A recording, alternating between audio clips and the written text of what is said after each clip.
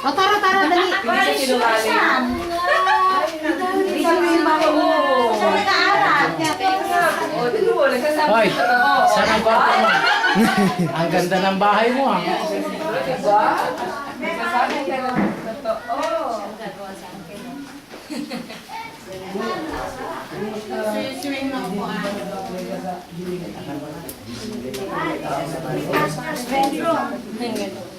Pati ata.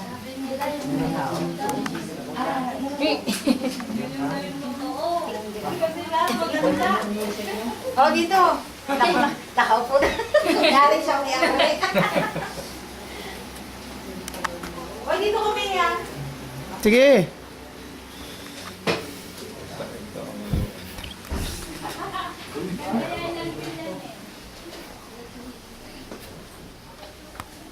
Three bedrooms dito sa anak niya.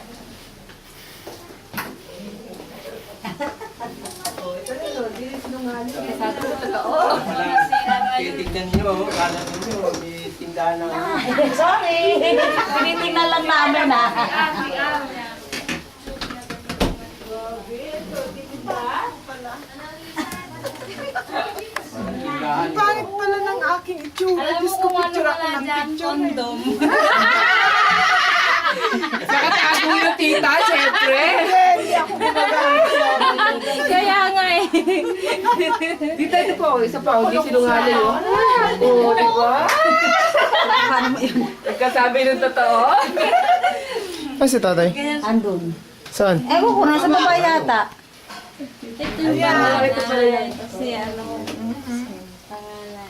Lahat naman ng salamin magaganda. Oo, sadyang talaga. Hindi ako magaganda sa Ito ang salamin dito. Ano ba ito? Basta bigay sila. You're styling the truth. Parang nagkasalita. Katerno ito ng ano dun sa baba. Ng lamesa. Ito. Ano ito? Tignan natin. Kwarto rin yan. Magulo yata. Ay, may tao. Ito mga friends niya sa stay. Hindi, katrabahuan. Sa school. Yeah.